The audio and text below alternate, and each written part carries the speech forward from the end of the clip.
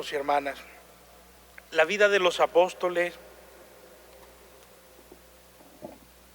es una vida de testimonio de Cristo resucitado. Sabemos que la mayor parte de ellos murieron derramando su sangre por lo que creían, por aquello de lo que eran testigos. En alguna parte finalmente fueron apresados, muchos de ellos torturados, asesinados.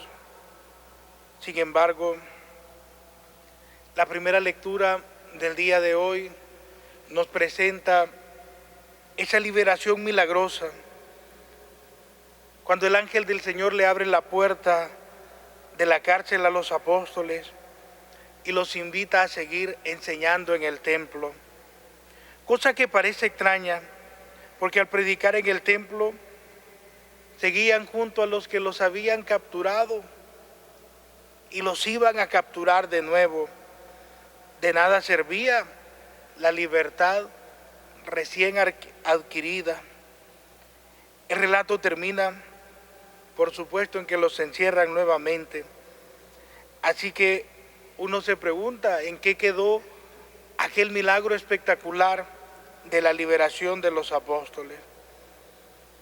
El objetivo del milagro que nos presenta los Hechos de los Apóstoles no fue evitarles penalidades simplemente.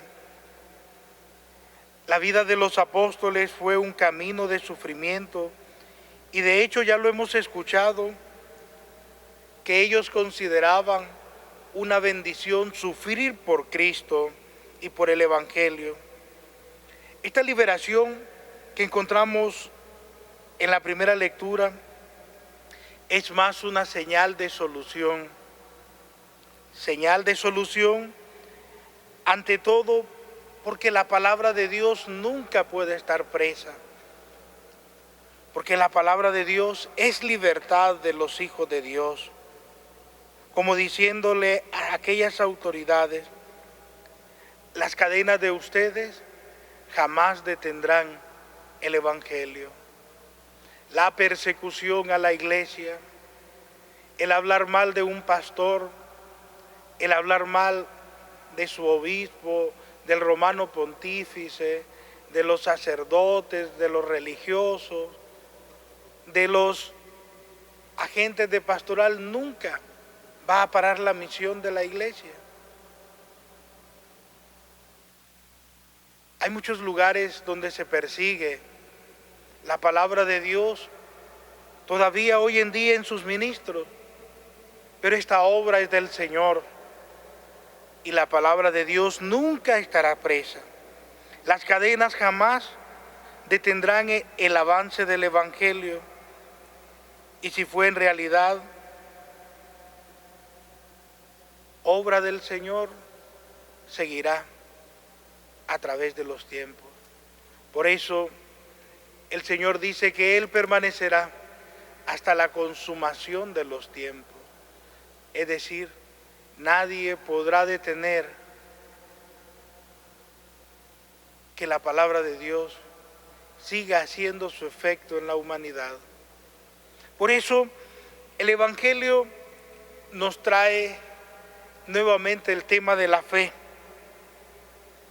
En esta escena del diálogo con Nicodemo, el texto literario de San Juan nos presenta a Jesús hablando de su propia misión, así como Lucas nos muestra a Jesús en la sinagoga proclamando el bellísimo texto de Isaías, donde el Espíritu Santo está en él para proclamar la buena nueva. El Evangelio de San Juan nos presenta el programa de Jesús en este diálogo con Nicodemo. En un ambiente de diálogo con un maestro de la ley judía, el propósito es doble: situar a Jesús frente a las preguntas y la búsqueda de los judíos de aquel tiempo. Situar a Jesús como el Señor, como el Dios de la vida. Ese es el propósito de este diálogo con Nicodemo, que conozcan quién es la verdad y por qué Dios envió a su Hijo al mundo para que el mundo se salve con él. El punto central en las palabras del Señor en el pasaje del Evangelio es la fe.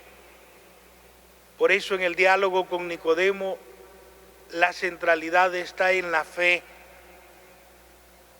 para creer en Él. El hecho de creer, por eso dice, aquel que cree en el Hijo alcanzará la salvación y la vida eterna. El que no cree ya está condenado por no creer.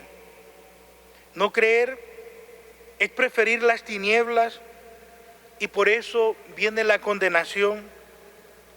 Creer, en cambio, es acoger la luz, es no tener miedo a la verdad. Estas son palabras básicas que tenemos que aprender del texto del día de hoy. Necesitamos creer para obtener la salvación.